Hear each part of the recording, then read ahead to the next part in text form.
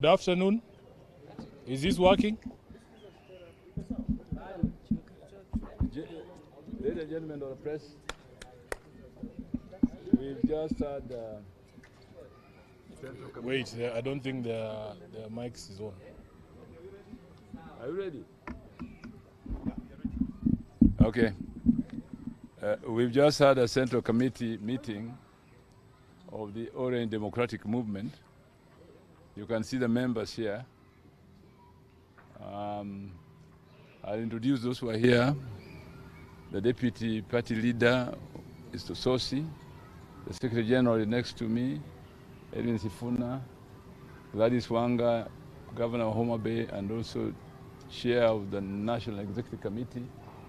And we have here Rose Buyu, a member of the committee, and Akiro Nixon, yes, member of the committee. Oh, you're here? Ketoro, also member of the committee. Some members had left because of urgent commitments elsewhere, but we are about, how many, 10 people to that effect. But others have gone for some urgent commitment. So the Secretary General is going to read the resolutions that we have arrived at after our meeting, which I'll now give him the opportunity to do. I thank you, Honorable Party Leader. So this is the statement of the Central Committee meeting of 10th January 2025. The ODM Central Committee has had its first meeting of the year this morning, chaired by His Excellency Professor Peter Anyang' Nyong'o, the acting party leader. On behalf of the committee and the entire party, we take this opportunity to wish our members and all Kenyans a happy new year. As you all know, 2024 was a difficult year, and we pray and hope that 2025 will be kinder to all of you. This year, the party will be reaching a significant milestone, celebrating its 20th year of existence.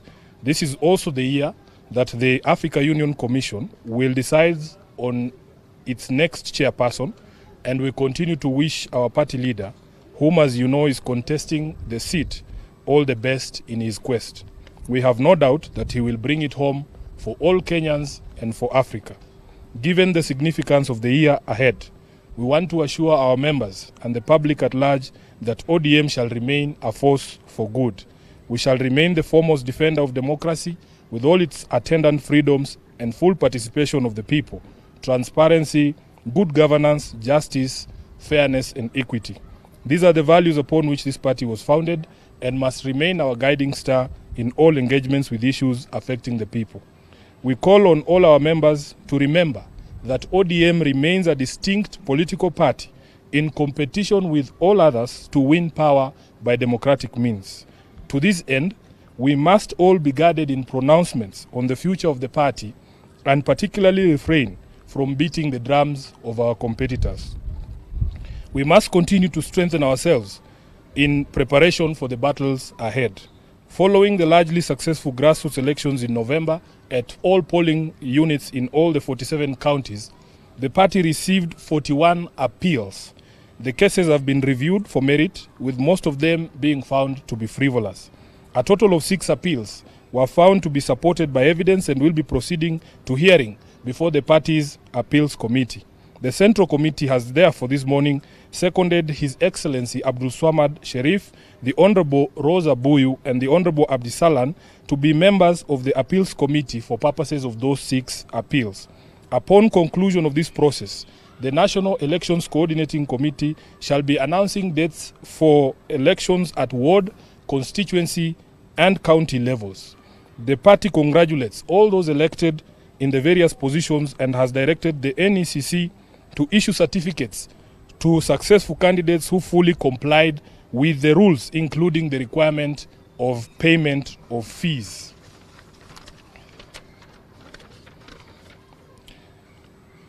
This meeting further resolved to convene a meeting of the party parliamentary group prior to the resumption of regular sittings of Parliament in February to consult with our members on priority legislative business for the party.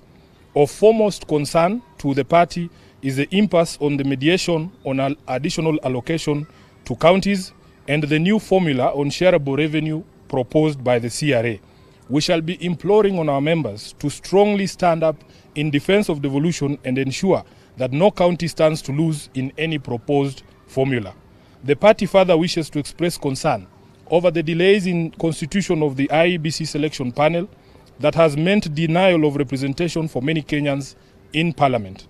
ODM as a party is one of the most affected by this continued state of affairs.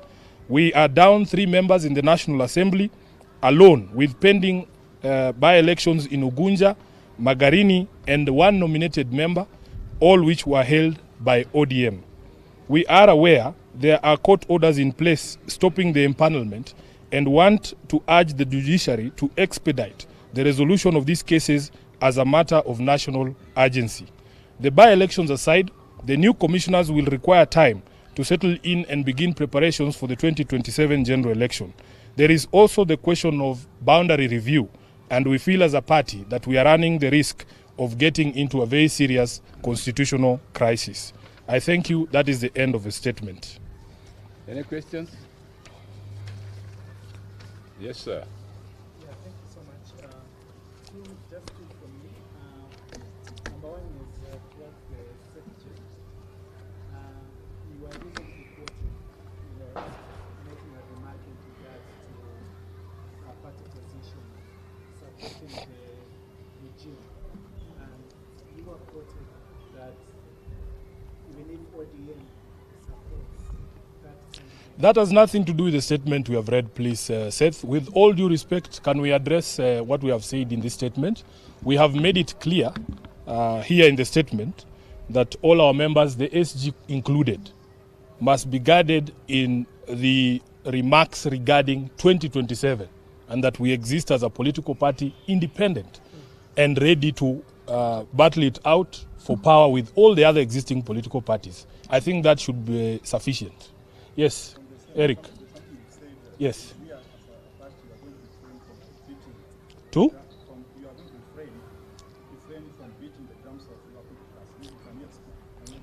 I think it is clear that we are ODM. We should only speak about ourselves and strengthen ourselves in order for us to be able to capture power, which is what all political parties exist to do. So really it should be as clear as that. And you are aware that even legally, under the Political Parties Act, it is not allowed for members to be preaching the gospel of other political parties other than the parties on which they were elected. That is the law. My name is Barack. Yes. I work for the Civils. In terms of preparedness, Yes. is ODM prepared? Because Kenyans have been seeing ODM as the alternative party to form the next government. In terms of your preparedness for the 2027 election, have we seen ODM I think part of what we have addressed here and what we began last year with the grassroots elections is part of that strengthening process. We are very proud. We received a report from the National Elections Coordinating Committee that right now, if they showed you the database, ODM has now committees in place in all the over, how many? 39,000 polling centers, which is one of the ways in which we are strengthening ourselves. We need to have a solid grassroots presence. And as I've said, once the process of appeals is done, we will be moving to elections at the ward, constituency, and county level. We want to have a full team in place so that we can be able to take on the challenges that will come ahead of us. I think that should be sufficient. Yes? Yes.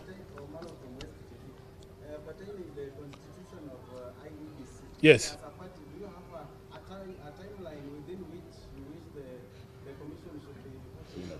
It is not in our hands because, as we said, there is a court order, I think, that was secured from a court in Kiambu, stopping the empanelment of that selection panel.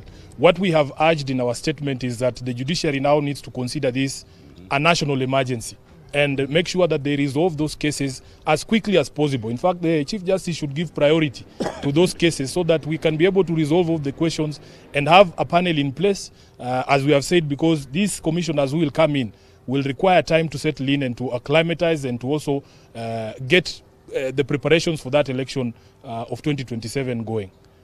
Thank you very Asante much. sana. Mungu awabariki. Yeah.